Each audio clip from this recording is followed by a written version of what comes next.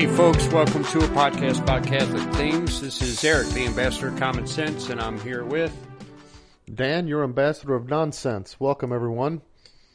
And I gotta apologize in advance. You're probably gonna be hearing background noise and stuff soon because Vicky went to get food for the kids and she's not back yet. Oh. But she will be, Well, and then then everybody will be talking because I don't know.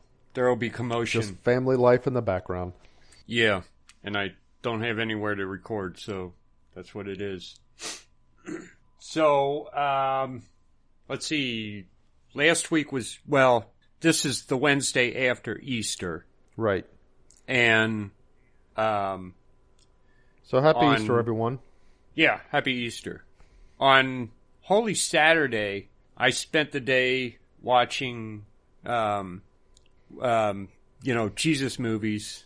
And I gotta admit, I don't really like watching Jesus movies other than Mel Gibson's movie. Yeah, The Passion of the Christ. I'm going to admit I have not watched that all the way through. I've seen pieces of it.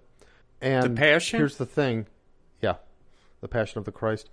But here's the thing. I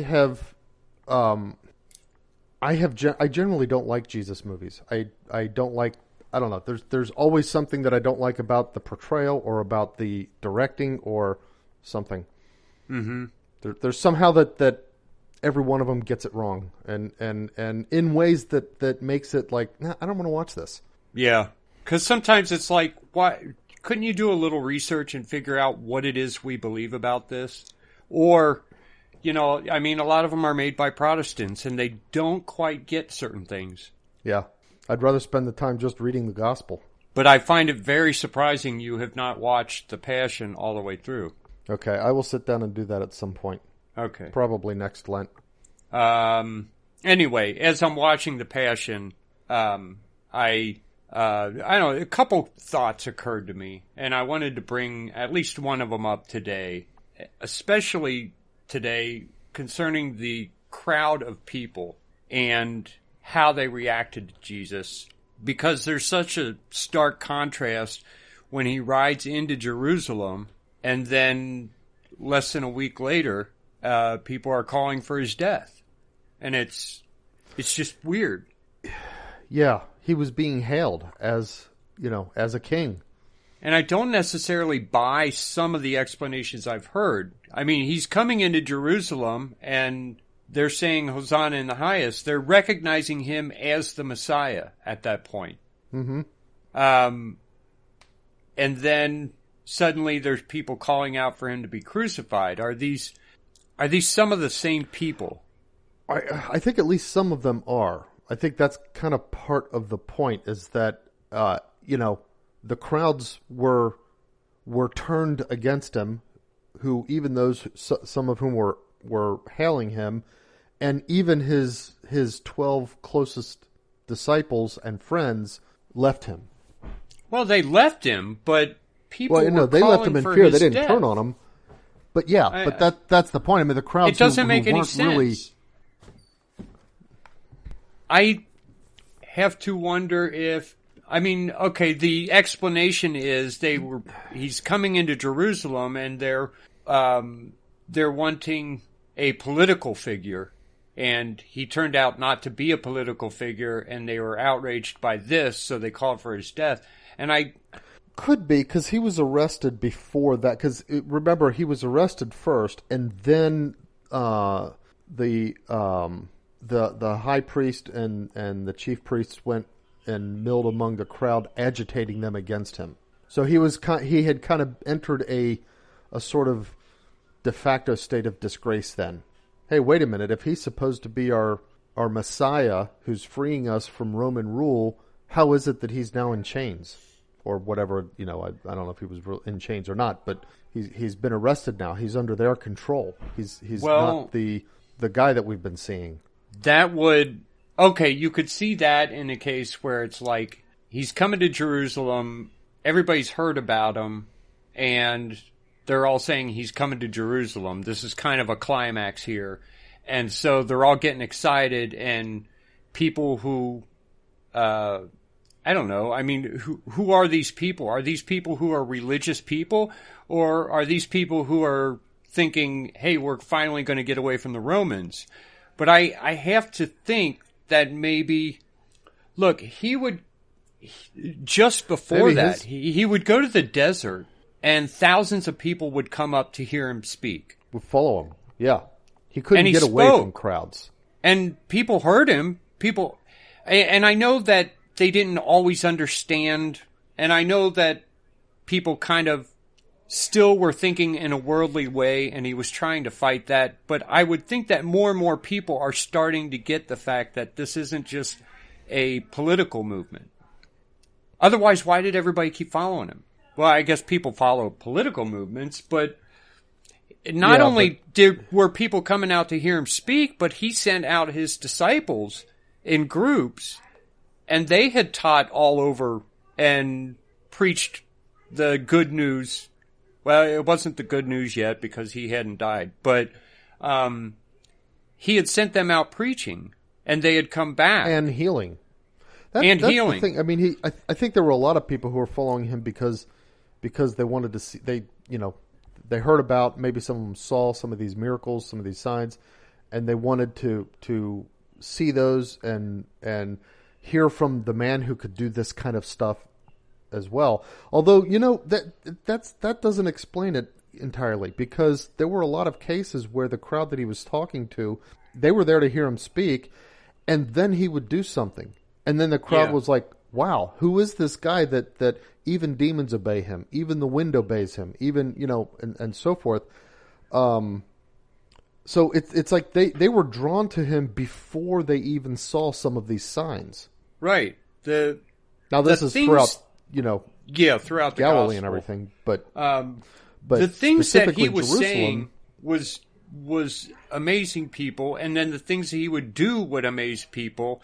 You see this building of a religious figure that people kind of, it wasn't just that he was saying things that they liked to hear. He was, they'd heard the different rabbis, and they'd had these high priests who were lofty, obviously. I mean, he went to the desert and found that crowd, and it says he had pity on them because they were like sheep without a shepherd. And he had become a shepherd to them. And I have to think that a lot of the people who were calling for his death were not the same people who were cheering for him in the beginning. Like, maybe we're talking about mostly maybe a lot two of different crowds. Might be two different crowds. Maybe some of those who were cheering him in the beginning were... I mean, they arrested him at night. They didn't... I know. Nobody knew about it. Because they were afraid of the crowds. Yeah. And in fact, that's something that they arrested him at night, and apparently they needed Judas to not only bring them to where he was, which suggests to me that he was a little bit in hiding with the 12. Yeah. Like, you know what I mean? During the night time. And then, but even point out specifically, this is the one, as though these people that were arresting him had never seen him before. Yeah. That's odd to me. And also where he was going to be, where there wouldn't be 1,000 people there. A big crowd they around, couldn't right. arrest him with other people around. They were afraid of him. So if they were afraid of him... So they're afraid of the crowd rioting, but they arrest him at night, and then the next day, somehow, the crowd that's turning out for, to see the spectacle, and there must have been some kind of, the people don't just show up at courtyards for no reason. There had to be something. I'm thinking that because there was the thing about Barabbas, that it was customary to release a prisoner on this particular day, to the crowds, and the crowd, the Sanhedrin went among the crowd, getting them to call for Barabbas instead of Jesus. But is that? I mean, was all of this part of an already established sort of festival cycle, or Jewish Paschal cycle? Okay. That, was his being there as somebody who was arrested and a prisoner, was that kind of incidental to the fact of the crowd being there already. Well, you notice he only gave them two choices, Barabbas and Jesus. So I'm sure they had other prisoners. But there were two that hung on the cross next to him. Yeah, he didn't offer to set them free. It was just Barabbas. No, but you know what? He picked the worst guy, I guess. No, I don't think that was it. He didn't offer them Jesus or Barabbas. He assumed they were going to call for Jesus, and the priests went among them, telling the crowd, "Ask for Barabbas." Oh, but it's not like Pilate said, "Here, you can do this guy or this guy." He just offer them Barabbas. He just made it an open choice. Shall I release Jesus? And they shouted back, "No, give us Barabbas." I'm pretty sure that's how that went. No. Then Pilate, when he called together the chief priests. Okay, so in Luke, you are correct. He didn't say, "Should I release Barabbas?" I'll look up Mark. You look up one of the others. I'm looking up Matthew right now. Okay. Now at the feast, the governor was accustomed to release the crowd any one prisoner whom they wanted, and they had then a notorious prisoner named Barabbas. So when they had gathered, Pilate said to them, "Whom do you want me to release for you?" You're right. In Matthew, he does make it a choice: Barabbas or Jesus, who is called Christ. Because in most of the movies, he brings up Barabbas and kind of stands him there. Yeah, but he never offers Matthew about the... is the one most usually used for the movies, too. Yeah. For the scripting. So, okay. So yeah, and one he did, and the other one it's open. And so, I guess we're back to the fact that... But who is this new crowd? There's this crowd here, and maybe it's the same crowd, but... Some of them are, because remember the women, when Pilate washes his hands, he said, "This man's..." No, I'm wrong. It's not the women who do that. When it's the Pilate crowd. washes his hands, the crowd says, "Let the sins be on us and on our children." Yeah. The sin of this man's blood is on us and our children. Apparently that was going to happen, because later there are women crying, and he said, "Be sorry for yourselves and for your children." Oh, that's true.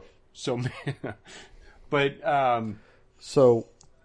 Okay, so we have a crowd here, and I have to people. wonder if this was a created crowd. Oh, maybe this is kind of like the modern, bussing in Antifa rioters and stuff like that. Yeah, these are people brought in by the chief priests from maybe neighboring villages and stuff. Hey, we need to have a big showing against this Jesus. You all got to come in and make sure that you agitate for his death. Overwhelm his followers. Yeah, that could be. That could. Who all was against it? These were the high priests, and it was the lofty religious leaders, and they didn't like Jesus. So, but see, you look at their position in the Jewish community; they were kind of in charge, but they weren't, because because they were under Rome's rule.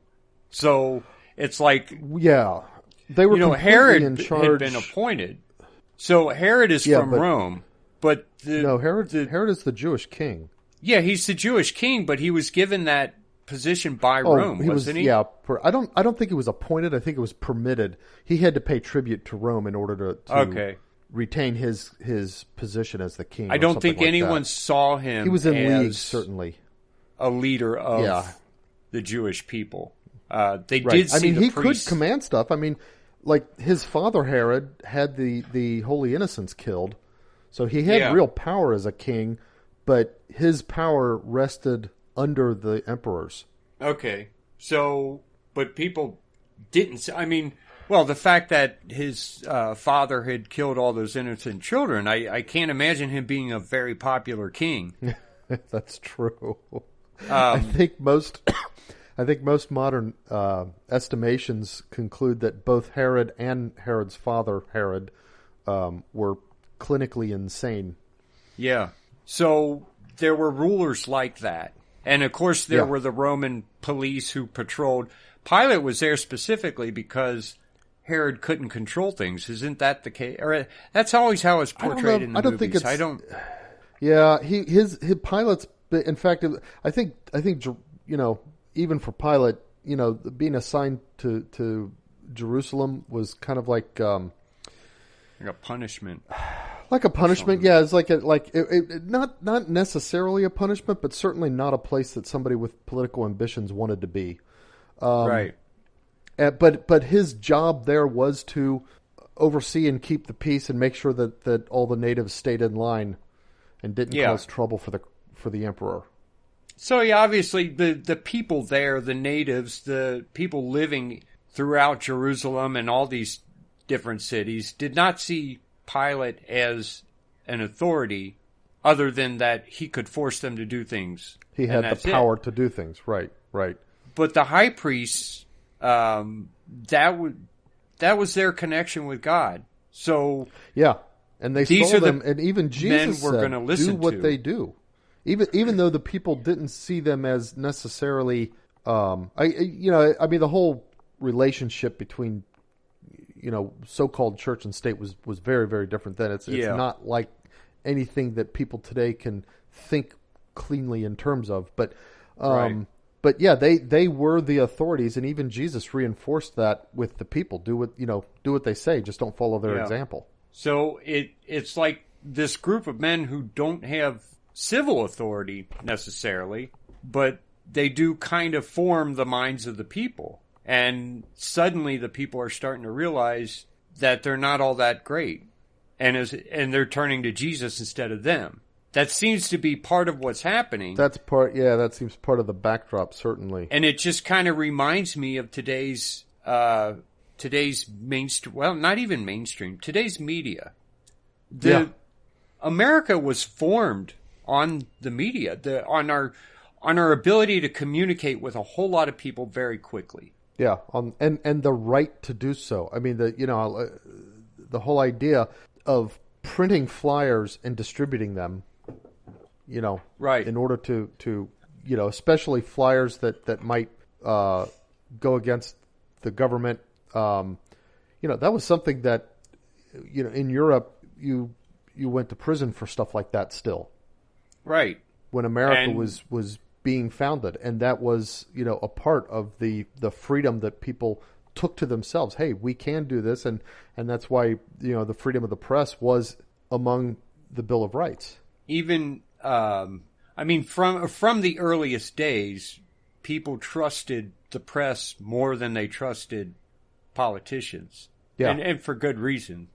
And we've got this weird situation now that the people who put their trust in this media are being manipulated into rioting and destroying sometimes their own cities. And it just reminded me of this, of what the high priests had done, who were the authorities of people. They helped people form their opinions, and they kind of directed them in how they lived their lives.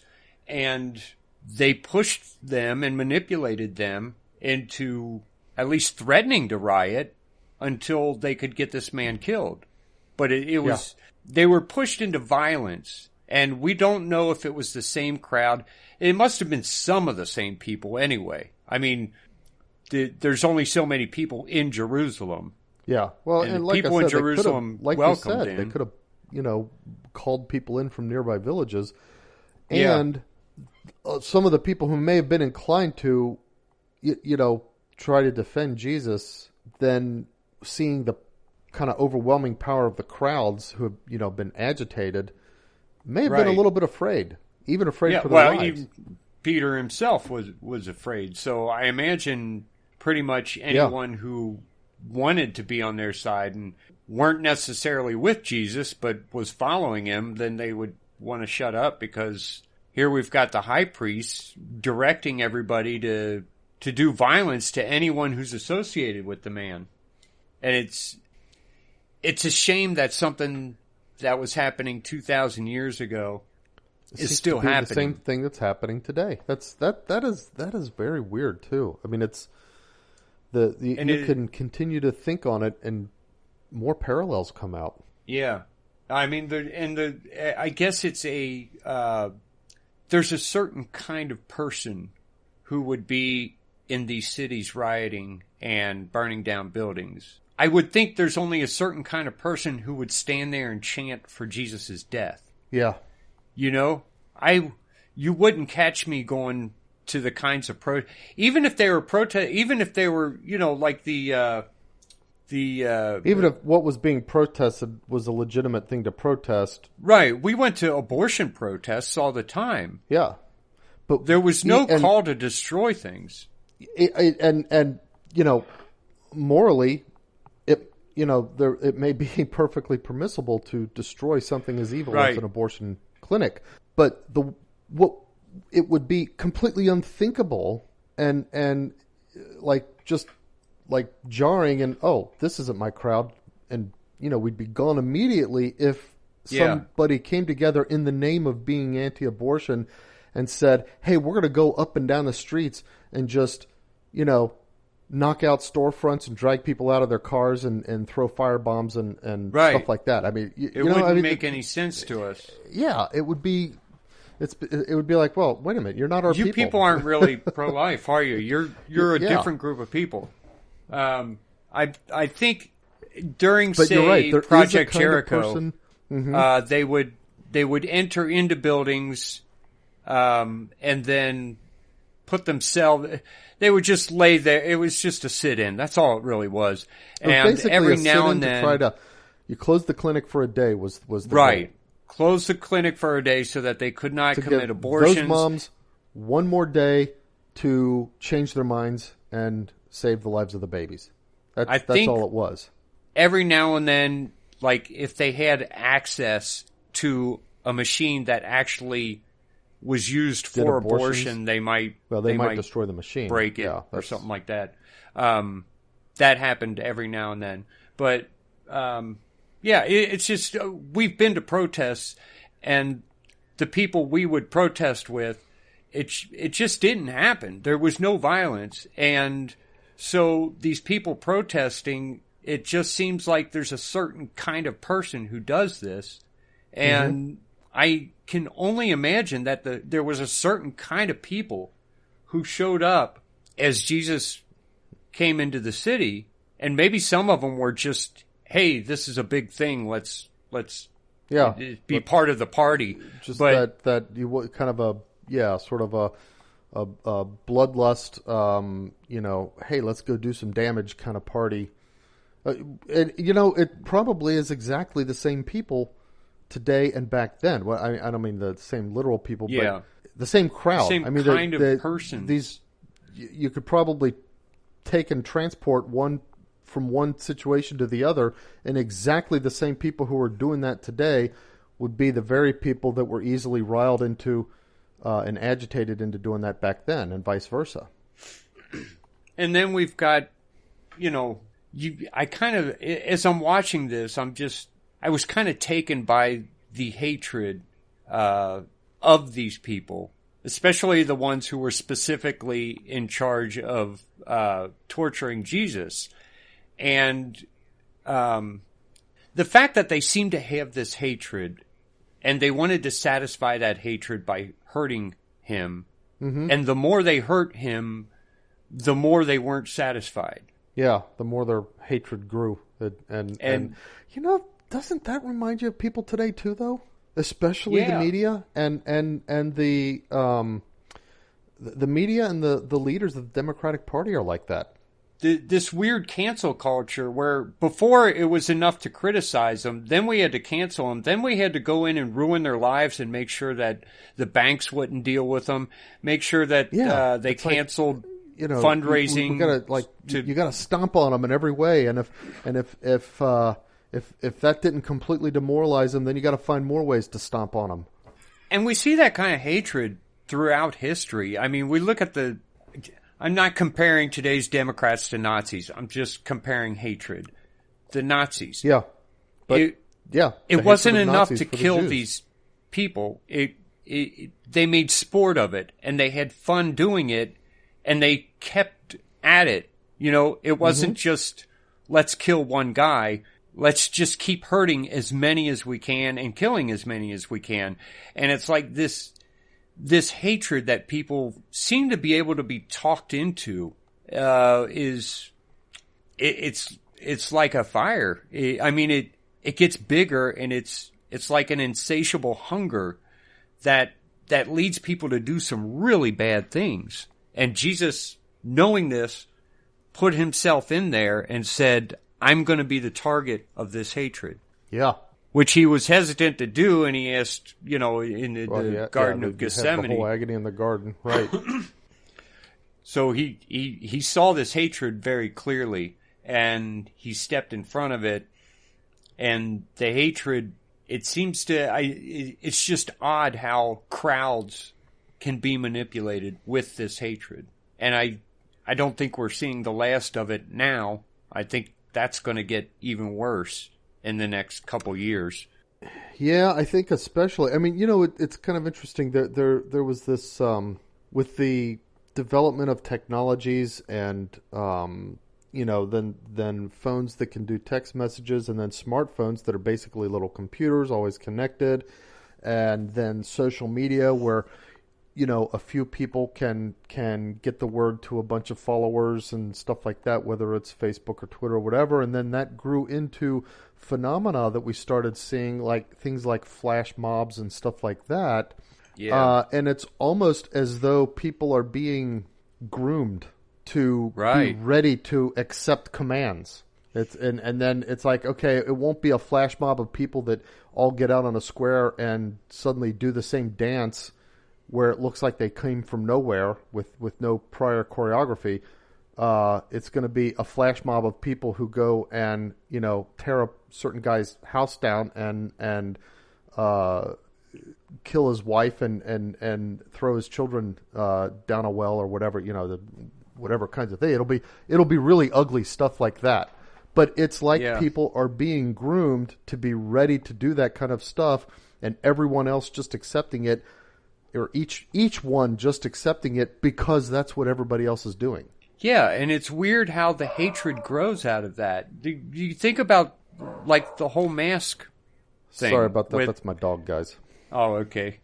I'm hearing it in the earbuds, and I thought my dog was barking, but I thought, man, that sounds far away. Where is he?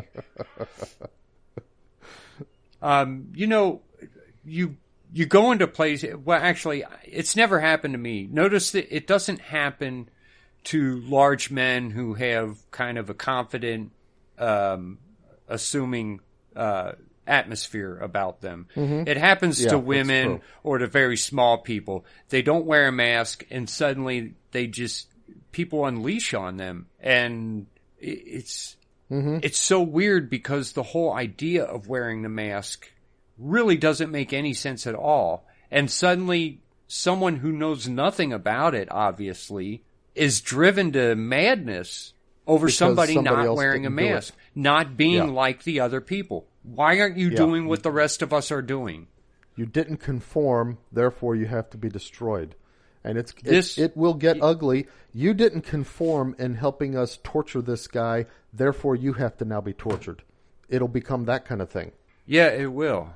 And I think there was some of that going on in the crowd with Jesus, too. I don't know what the critical mass is for turning a crowd into that kind of phenomenon, but I think that's the sort of thing that happened. Yeah. You know what? Another thing that I noticed as I was watching this, we've got the fact that we've got the fall of man, which happened kind of through Eve. And then we've got the salvation of man, which happens through Mary.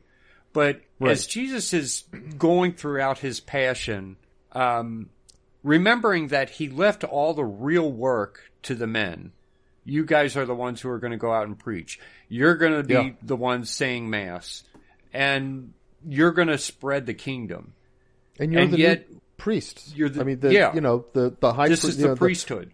The priesthood and the seat of Moses was always occupied by a man. The men were the priests, and the ones who could interpret the word of God, and when God needed to, when the Jewish people needed some kind of direct instruction from God, it was men that he spoke to. Yeah. Moses would ask God things. Joshua would ask God things, and the various judges would ask God things, and so forth. Right. And Jesus didn't change any of that. So, responsibility, labor, and authority all rested on men. And yet, when Jesus is arrested, all of the men flee. All of the men run. Yeah. Even, Peter snuck back into the courtyard, but he denied Jesus. Right. But who's left? We've got Mary Magdalene is kind of in and out of this scene. Kind of Mary, the his three mother. Marys, right? Yeah, there's three Mary. Marys. I think everybody was named Mary back then. Yeah, it's weird. Yeah. Except for Martha. You got Mary, and Martha. And Martha. No, but, like there's Veronica. Okay, who wiped his face yeah, while there's he was Veronica. on the trail? There was Veronica. No, that wasn't in the Bible, but... no, but it is, It is yeah. I accept the story. I like the story. I believe the story's true. Yeah. And then the women, as we said before, the women who were weeping, crying. For him. Yeah. I mean, he stopped to comfort them. The only people who are not leaving him are women. And then maybe kind of John the Beloved. Sort of John at the foot of the cross after it was all done. Right. And John, he was a fiery one. But he only showed up at the end. Yeah. Now, we may be doing some of these injustice. Maybe they at least kind of followed him along the way or something. But I don't know. I could be. It seems like they all kind of abandoned him. That's the impression you get from the scriptures, that they basically all abandoned him. And then afterwards, who is it? It's women who go to the tomb and say, "Hey, we're going to care for this body. This isn't." Yeah, but it's you know always what? Women. It's like the men have the responsibility and the authority, but then who did he appear to first? It was a woman. It was his mother first, wasn't it? Or was it Mary Magdalene? I think it was both. You hear different stories. But undoubtedly the women got to the tomb and found the tomb empty after the angel rolled the rock away for them. And so they learned of the resurrection, but even in terms of his actual appearance, he appeared to a woman, perhaps more than one woman, before he ever even appeared to his apostles. Right. I guess I don't really have a point on that, other than the fact that there's a special love that God has for women, despite the fact that he doesn't give them the responsibility, but he relies on women. Yeah. Nonetheless. No, they're not saying mass, but he still relies on women. And of course, ultimately, he gives his mother Mary the greatest honor that could be given to a creature. Mm-hmm. And, like I said, I don't really have much to say on that. It's just pointing it out. It's just kind of one of those things that makes you think, something to meditate on while you're praying the rosary. Something to meditate on, and something to, that men, it is completely antithetical to Christian thought and even Jewish thought, if you read the Old Testament, to consider women as somehow insignificant. Right. And so, when you find that kind of attitude in many other religions, but not in Christianity. Yeah. Right. There's a special reservation for women, and they certainly have a role. It's just not always spelled out. Right. Yeah, that's true. That's it. I never thought of it that way.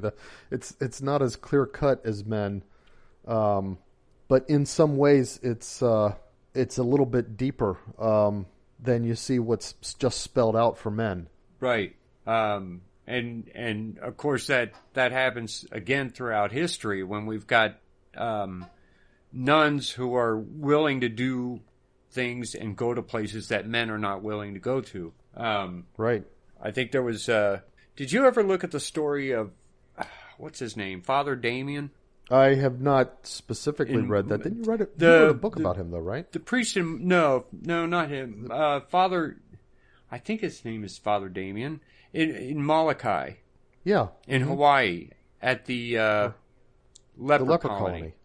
Yeah. Yeah, there was I don't know. He was out there basically doing the work alone, but what he kept asking for were nuns. That's what he wanted the most. He didn't want help doing all this stuff. Well, he did want help, but he wanted nuns. And there were nuns willing to go who were not being permitted to go. But okay. It's another one of those things where women would be most suited for this and would do the best job for it. And were willing to and prevented. Yeah. So was it the superiors and the orders that were preventing them, or like the local bishop, or what? I think mostly the local bishop who was being. When it started out, the bishop was a big admirer of him, and then that bishop was replaced by someone else.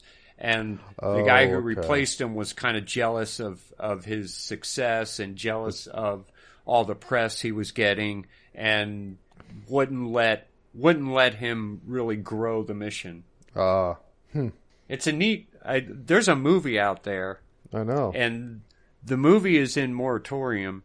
As far as I know, you can't get it unless you're a pirate like I am.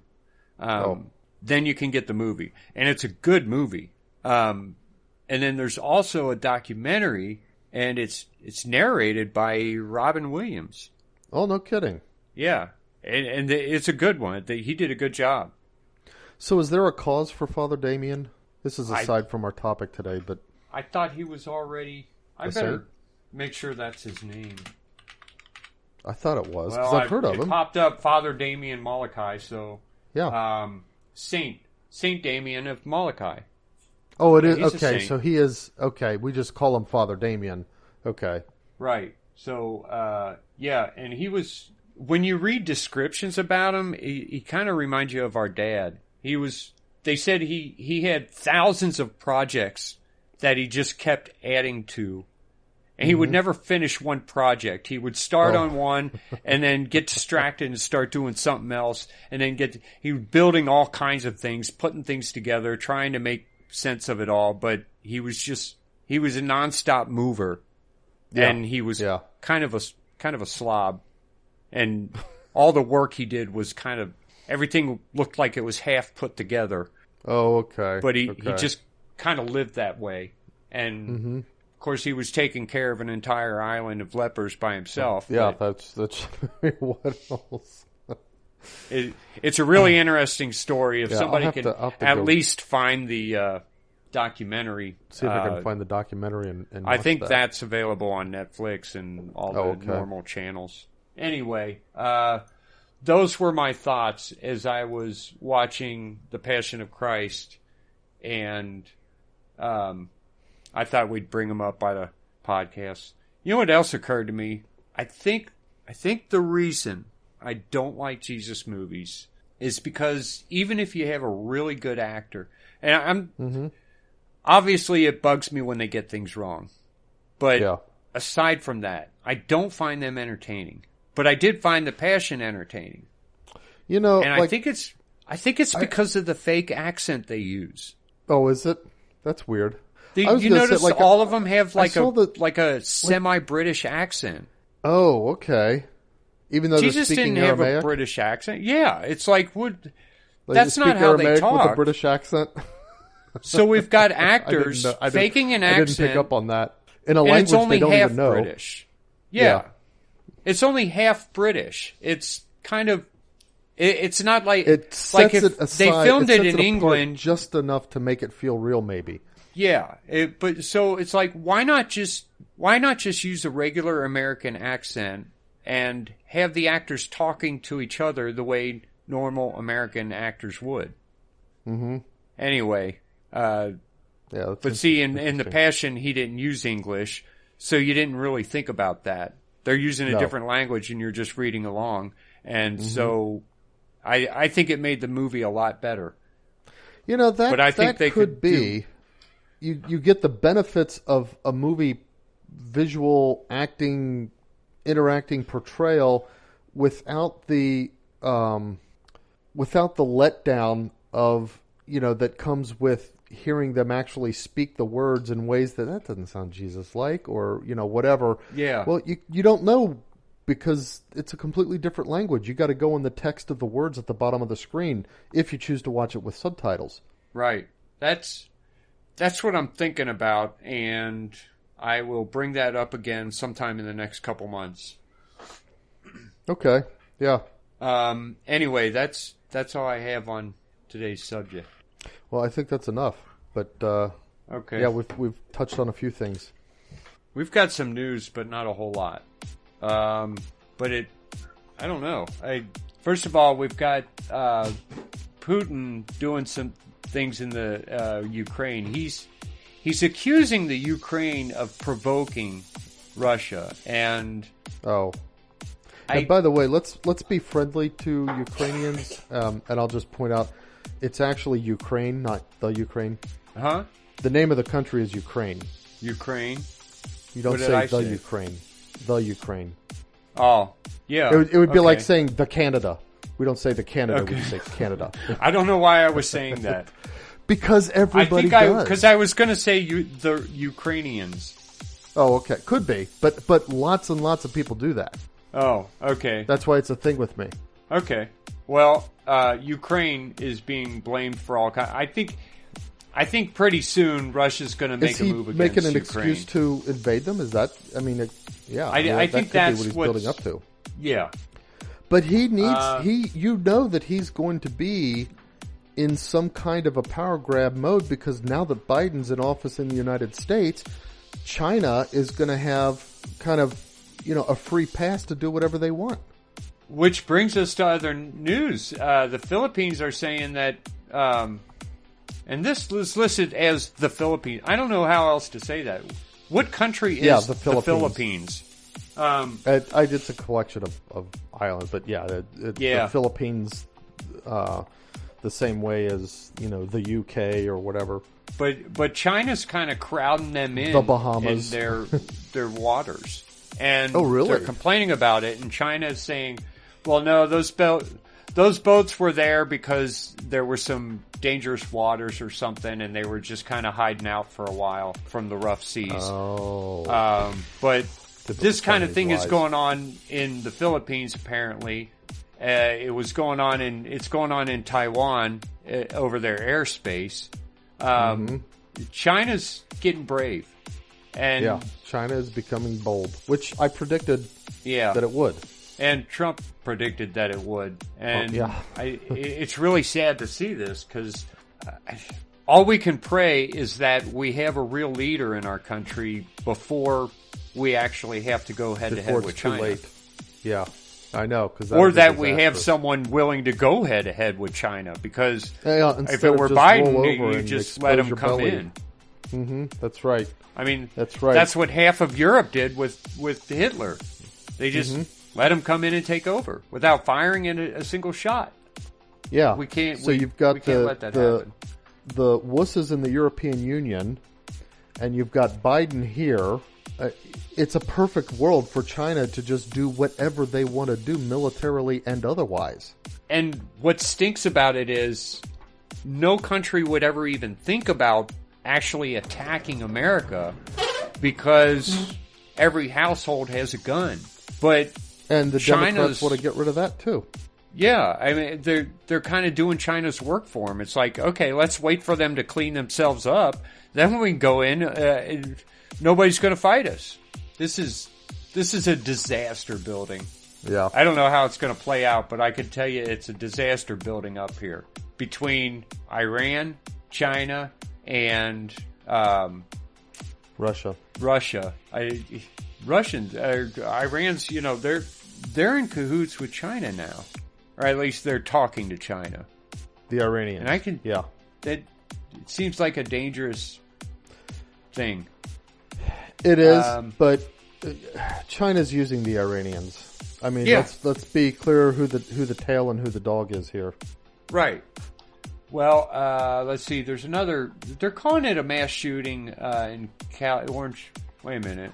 In Orange, California, it says. Orange County or Orange, California? I thought it was Orange. Or Orange. Huh. I don't know, and I've already. Once again, I walked away from the Lost page, the link. so I don't know. Anyway, there was a mass shooting, and I think 4 people are killed and another injured. One of them's a kid. Oh, wow. But guess what the guy's name is? a mob. Aminadab Gonzalez. Can't even say it, can you? It's what you would expect. Is it a Hispanic name or a Middle Eastern name? I think it's Middle Eastern and Hispanic. Oh, okay. I think maybe it's like Hispanic but Muslim. Oh. I'm looking at a picture. Hispanic Muslims now. That's yeah. I thought at least the Hispanics weren't all that attracted to Islam. Yeah. I mean, they're tools of the drug cartels, but at least they weren't Islamic. Yeah. I can't tell what this guy is. They're saying that this was a personal thing, but I can't see shooting a 9-year-old kid as a personal thing. Yeah, he's got personal problems, maybe, but yeah, his personal problem with I don't know, white people was it like a spree against white people or what? Looking at the victims, one of them looks Latina. Okay, the others look white. So I don't know if it's a race thing. Who knows? I think this is a Muslim thing. Mm-hmm. But we'll have to religiously. The problem is we'll never know unless you if really it is chase a Muslim it down. thing. That's right. It's not like the media is going to report it if it's a Muslim thing. Right. That doesn't fit their current. The narrative. fact that they're not saying there's any motive.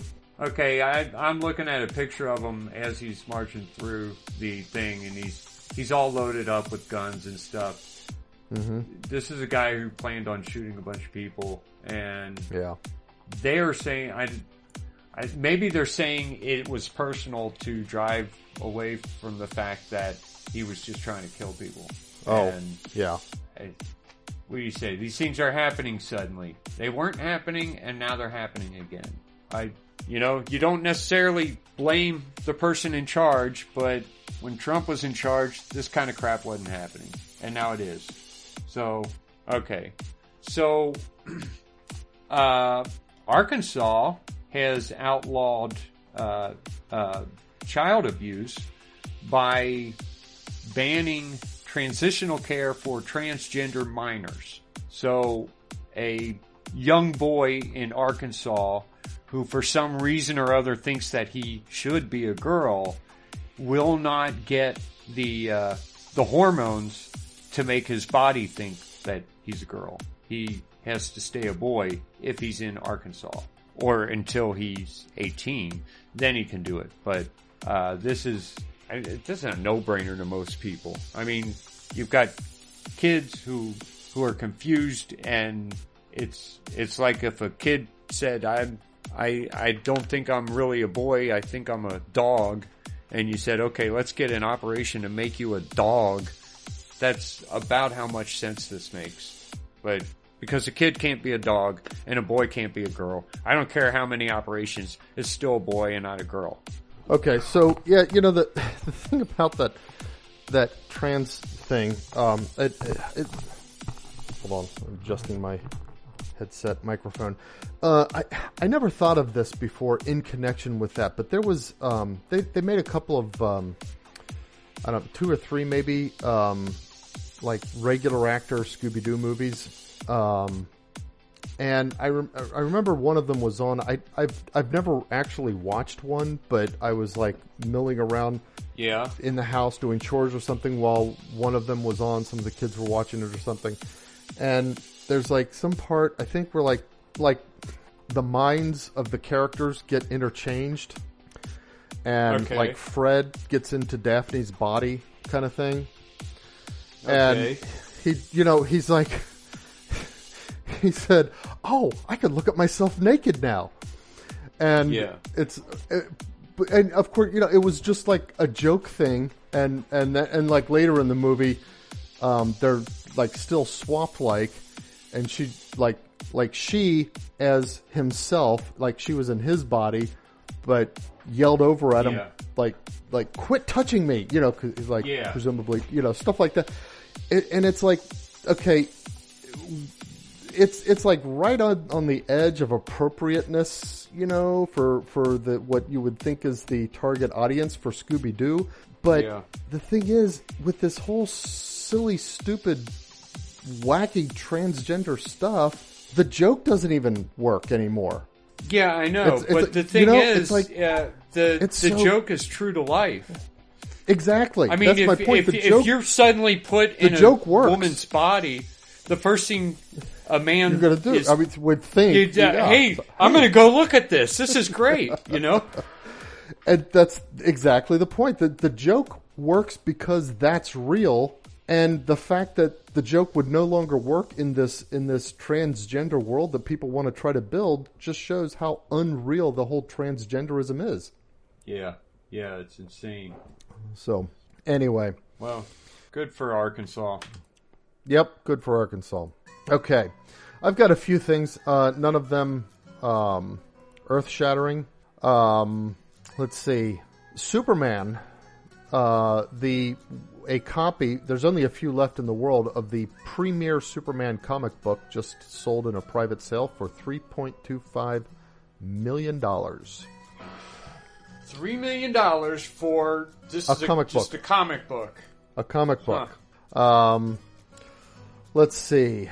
A Georgia man. I guess you've heard of disgruntled employees.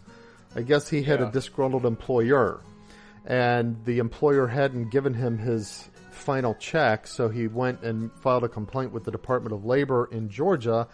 And the guy, I don't know how he collected all these, but for his final check, the guy just dropped off 91,000 pennies on the guy's driveway.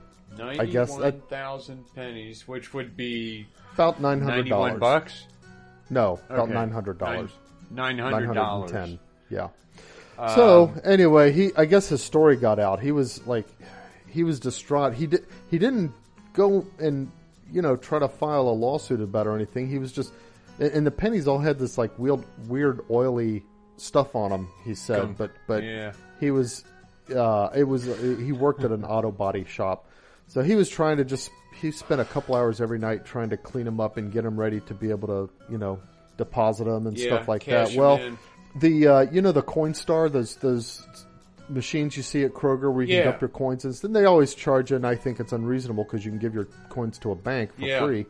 However, they stepped up. I guess they got a hold of his story and they said, you know what, just give us the pennies, we'll give you $1,000. Well, that's cool. And they took care of it for him. Yeah.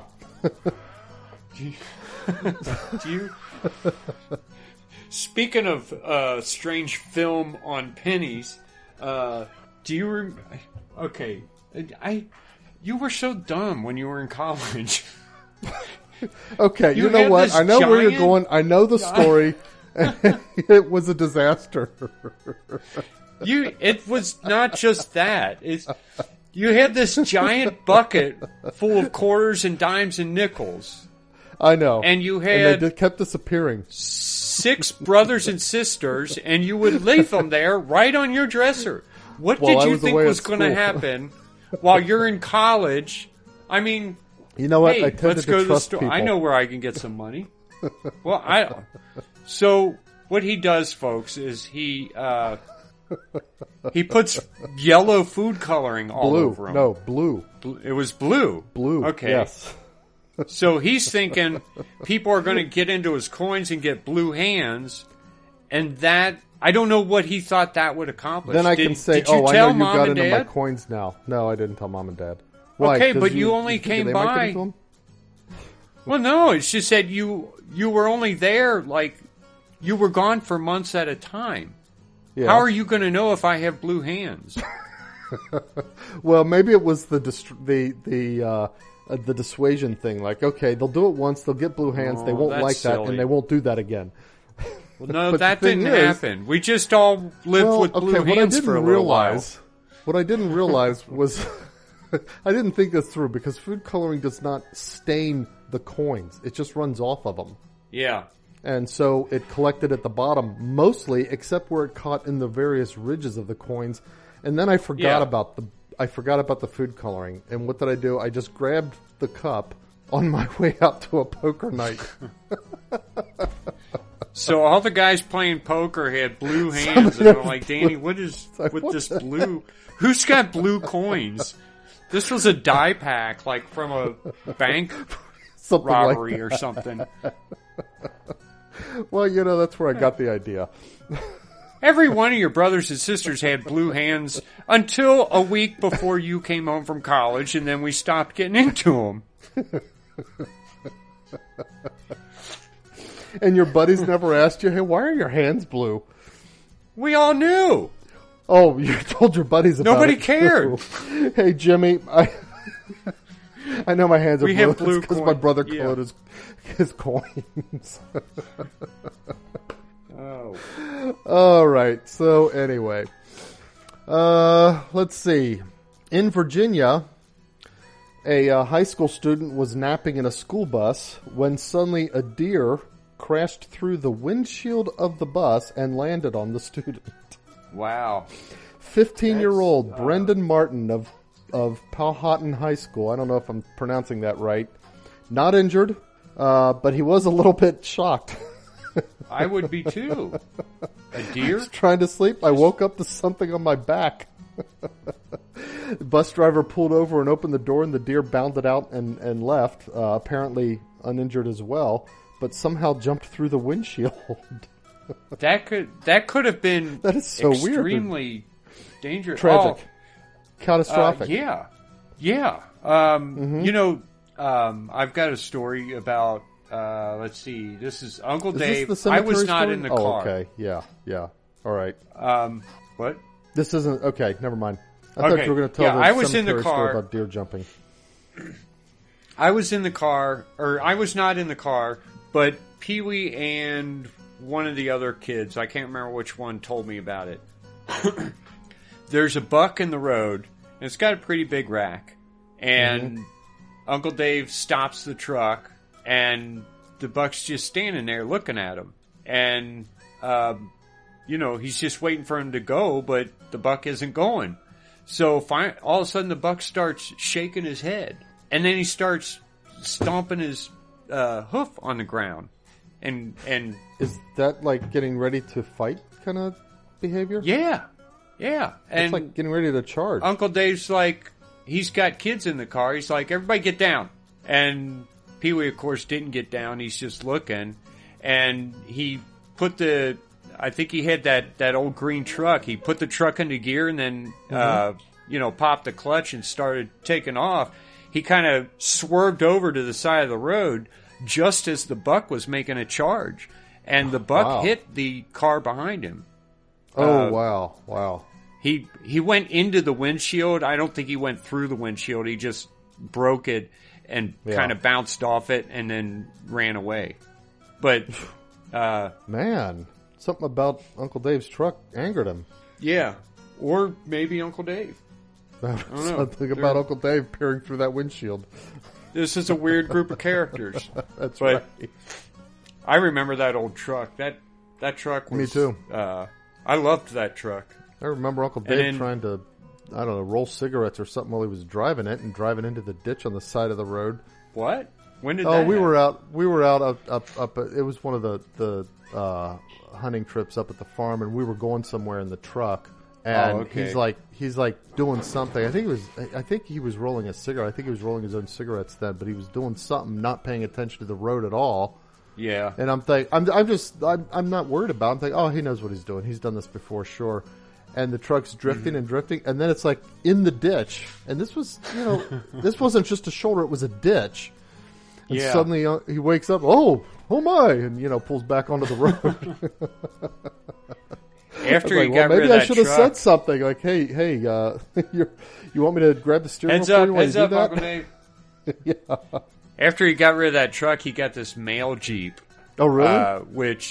So it was, and he repainted it to make it look more like a Callahan car, and Like but with a brush?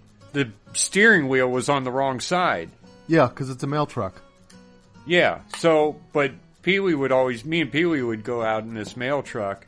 I tell you what, it is the weirdest thing sitting in the driver's seat and not being able to drive. And not It is driving? nerve-wracking. And then, so we would do weird things like, we'd be driving down the highway and he'd pass someone and I'd stick my head out the window looking behind me, acting as Because if it looks like you're the driver. Yeah, it looks like I'm the driver and I'm looking behind me. We did all kinds of stupid things like that when he had that mail truck. All right. Those were the days. Yes, indeed. Okay. I don't know which order to do these. Okay, I'm going to do the baseball next. Strange, on opening day, strange play for the LA Dodgers. You're almost done what? Oh, with your Did you hear that? Oh, you did hear that, because I muted my microphone, but not the phone. Okay. Oh, okay. Okay, yeah. So, anyway. I was telling Bella that because she's waiting for the computer. Okay, so Cody Bellinger hit what should have been a 2-run homer that should have given the Dodgers a 2-0 opening lead against the Colorado Rockies. So what happened was the ball bounced off of the outfielder's glove and went over the fence. So it's a home run. Wow. There was a guy already on base, Justin Turner, and he was running, but he thought that the guy had actually caught the ball. Because he saw it land in his glove. He saw it land in his glove, and he didn't see it bounce over the fence. But the thing is, if the ball is caught, you got to go back and tag up on the base before you can continue running. Even if you do have time to run, you got to tag up first, right, and hit that base before you can run if it's actually been caught. Otherwise, you could, it's automatic, Get whatever. out. You could be tagged on your way back to tag up, and so anyway, but Bellinger knew that it had gone over. So Turner's going back to whatever base he was on, and Bellinger's trying to motion him. No, keep going. And they crossed each other. Well, that's the other thing. You're not allowed to pass the runner in front of you in baseball. Really? Yes, really. That so seems what like happened, a rule that wouldn't come up very often. When would it ever come up? Yeah. Well, it came up this time. So both runners ended up being, rounding the bases and going home. But because he passed up the runner, Bellinger's run was disqualified. He was the one who actually hit the home run. The guy that was already on base came in. His was the run that counted. Dodgers only got one run, and it was counted as an RBI instead of a home run. Yeah, So, that stinks. It does stink, but it was like once in a career kind of play that it would ever happen that way. Yeah. Huh. So anyway, season of baseball, guys, it's on. Yeah, I don't know. You know the whole thing with baseball, and now did they say they're not going to play the World Series in Georgia or whatever because of? I don't know, and you know what? I don't. So, gosh, the Georgia's actually becoming smart about voting laws, and now everybody wants to get down on them about it and be stupid about it. So it's the whole. I haven't been watching sports, and I won't watch sports until the people who are in sports decide to stop pretending that they know anything else besides sports. Yeah. All right. Well, the thing is, for a long time, I thought men put way too much emphasis on sports and spend way too much time talking about them and everything. And yeah, because everywhere you go, like if you can't talk about last night's game, you can't even be in the conversation. Right, and it always just kind of bothered me, and I would ridicule people who do that, which is basically almost the entire masculine side of humanity, America. But now I've got a reason. These people are communists. Yeah, almost all of them are. And they're all taking money from China. Did you catch the Chinese playoffs? I would. That's all I'm going to say about it. Yep. Okay. Well, moving on to the last story. A West Virginian man. This is kind of like a story within a story. So he's sentenced for helping his wife to try to fake her death. But she was trying to fake her death because she's already been sentenced to jail time for healthcare fraud. So I don't know exactly what the healthcare fraud. It doesn't go into the details of the healthcare fraud, but she had several sentences pending for that, and so they decided together, I suppose, well, you know what? If I'm dead, then I don't have to go to jail. So she went and hid at home in her house Well, he reported Yeah. that she had fallen off a cliff in something called the New River Gorge, not the Red River Gorge, but the New River Gorge. Prompted a that's massive pretty big. search by authorities and everything, which it's pretty bad if you're going to perpetrate Yeah. a fake death. I mean, at least try to make it as convenient for people as possible. Right, because guys got to go down in these gorges and some of these rushing can be rivers and try treacherous. to find Yeah. people. It's So later, state police found her hiding in her home. basically So- committing health fraud again. Health fraud, but You know? now obstruction of justice, because what he was trying to Yeah. do is prevent her from serving a sentence. So, not cool. If I were It going would to have been- fake my you know wife's what? death, I think I would do it on the ocean or something, you know? Yeah, yeah. Well, you know what? I mean, if I were going to go that out there to avoid a consequence, I would just say, you know what? Let's sell everything we move to have and China. take the cash and go to some country, small country without an extradition treaty with the U.S. Yeah. Yeah, I can't imagine the jail time for the health fraud being that serious. I mean, a couple It of was years. like a few years. It was a Yeah. few years. It wasn't like Okay. like 20 years or anything like that. It was like a few years. Right. So, yeah, just completely. Do that on your head. That's right. You know, the other thing is, I guess women wouldn't worry about this as much, but as a man, I would never, ever fake my death to where I was relying on my wife. I mean, No way. basically, at If I that needed to point, she fake my can kill death- you anytime she wants. Yeah, she's got it all. And no one would ever question. Yeah, That's right. putting way too much power into his hands. Her hands. Or And- her yeah, in hands this if case, it was me. into his hands, right. Yeah, no. If I'm going to fake my death, I'm the only one who knows it. Yeah. If I don't, if I don't suspect my wife, I might fake my death, and then I might go somewhere, and I might find some way to have a lucrative other career and send her money once in a while in a way that Right. she doesn't know it's from me. But if I'm going to fake my death, I'm the only one who knows. Yeah, I'm not going to give my wife the opportunity to kill me and not have to answer for it. That's just right. silly. Or to expose you. Just holding Or it over your expose you. head. She gets mad Yeah. at you. It's like, hey, I'm It's going to like, go well, tell you know him. what? I know where Eric is. Oh, well. Anyway, Is that all that's we all I got. Okay. I guess we're going to wrap up, and I'm going to finally eat because the food's been here for an hour. Oh, wow. Good thing we have microwaves. Yep.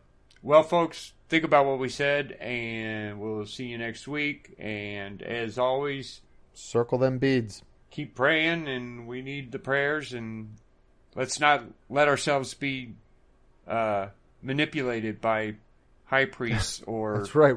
media. Resist the manipulation of the media high priests. Yeah. All right, we'll see you next week. Bye, everyone.